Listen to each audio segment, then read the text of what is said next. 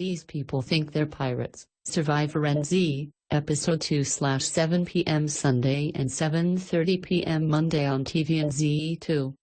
Survivor NZ. These people think they're pirates. Spoilers follow. Survivor NZ, Episode 2. It's been just over a day, but already these Kiwi survivors appear to have lost their minds to the jungle. Oh, and the cameras. After Mike's attempt at gathering turned fruitless, he and Lee decide to snort some termites. I think we've got a good system on how we're going to ration the food that we have, Lee says, confirming these survivor contestants are indeed already delusional. Mike, who says his last name is Sparrow, has already created a pirate storyline in his mind. Everyone in the Hermosa tribe has their role aboard his ship. The question now is, who do we walk off the plank, he says. Meanwhile in the Mogaton camp, 19-year-old farmer Louisa McClintock has started talking like she's Vito Corleone. If you're with us, you're safe.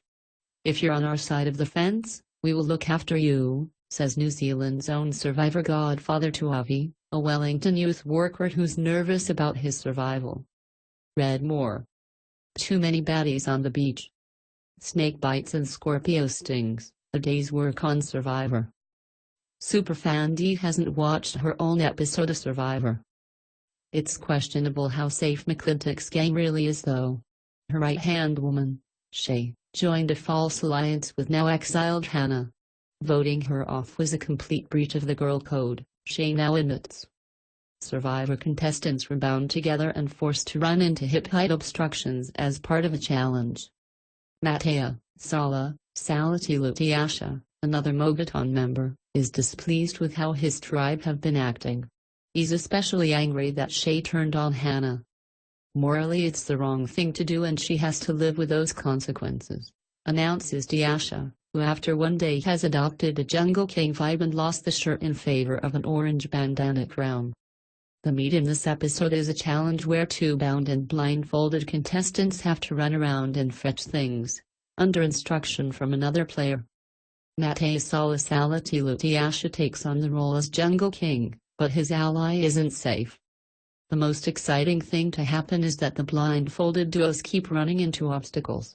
Each time this happens, and the unfortunate players take a hit from the pelvis height hurdles, host Matches shouts something like feeling that one or taking one for the team. In the end, the pain was worth it for Hermosa who won immunity. When they get back to camp, the Mogaton tribe are scrambling to find their weakest link. The unassuming godfather, McClintock, has her target, its ex-army man, 55-year-old Tony Dean. Jungle King Diash isn't yielding without a fight. He respects Dean and promises to stick with Matua. As he makes those promises, McClintock's newfound ally, Avi, is gathering support to axe Dean. I can't vote for Tony. I made a vow. In my heart, I got to stay true to Matua, Diasha says, and so he lets Dean know his head is on the line. Come voting time, only two people have any final words. Avi and McClintock deliver fairly cryptic messages to Mogaton. Moving the tribe forward and just ensuring that we can keep winning challenges, that's what I'm thinking about, Avi says. I don't want to be a part of voting out someone close, or special, says McClintock. The final score, 1 vote Avi. 2 votes Tom. 4 votes Tony.